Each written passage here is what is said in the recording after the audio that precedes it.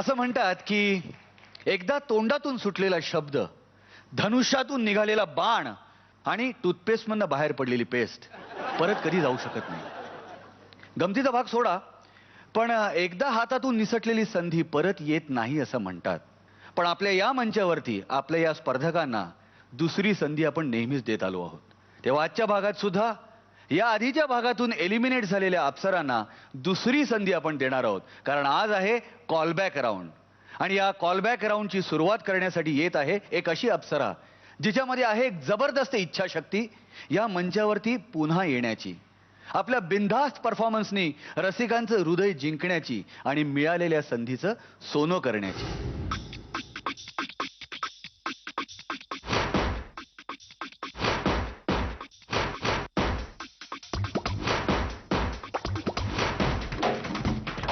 मी खूप फोकस्ड मुलगी आहे. ॲक्टिंग हे माझं पॅशन आहे. एक परिपूर्ण ॲक्ट्रेस होण्यासाठीचा एक एक्झरसाइज होता माझ्यासाठी, एकापेक्षा एक.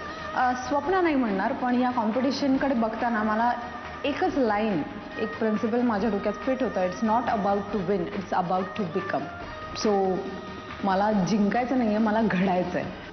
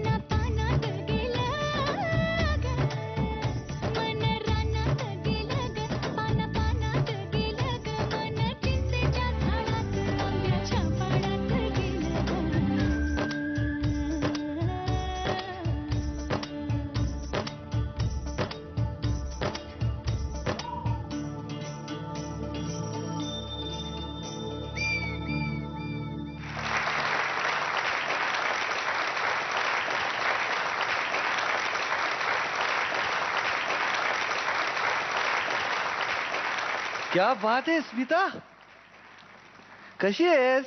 मी मस्त. किती मिस केलं माहितीये मी तुला. हो, मी सुद्धा तुम्हा सगळ्यांना मिस करत होते, खूप मिस करत होते. म्हणजे सतत मी असा प्रश्न विचारत होतो, जाने कहा मेरा जिगर गया जी, अभी अभी इधर था किधर गया जी. असं सतत झीच्या प्रेक्षकांना विचारत होतो, कुठे आहे माझा हा जिगर का तुकडा. सगळे जण मला असं विचारत होते, पुष्कर काय झालंय तुला, तुझ्या चेहऱ्यावरचं स्मित हास्य कुठे गेलंय. तर मी म्हटलं स्मिता नाहीये तर काय करणार. कुठे होती स्मिता? मी थोडासा आराम करायला गेले होते हा. आणि माझ्या ज्या काही चुका होत होत्या त्या सुधारण्यासाठी जरा वेळ घ्यायला गेले होते आणि आता परत आले. त्या पाटीवर काय लिहिलंय? थांब हं.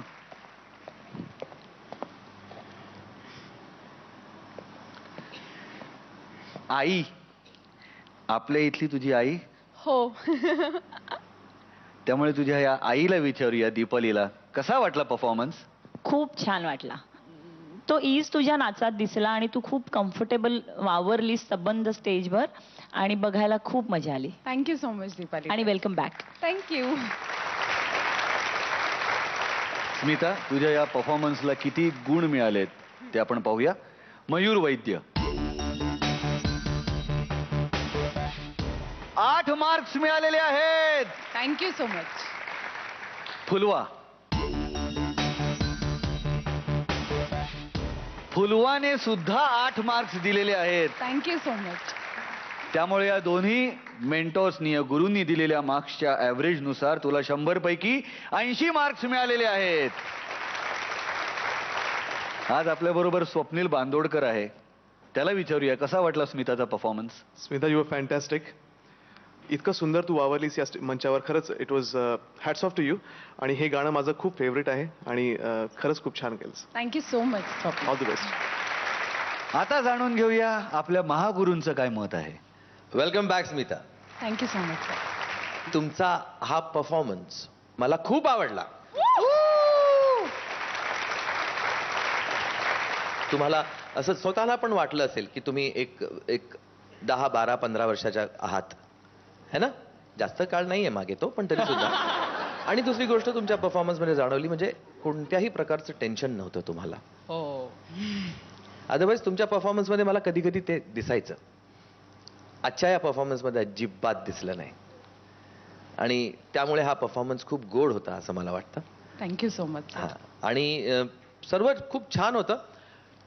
जिन्यावरती तिथे खाली उतरताना पहिला बीट पकडलात, दुसरा बेताला झाला. तर त्याची काळजी घ्या आणि तुमच्या पुढच्या परफॉर्मन्स करता खूप खूप शुभेच्छा तुम्हाला. अशाच कॉन्फिडेंटली करा. All the best. Thank you so much.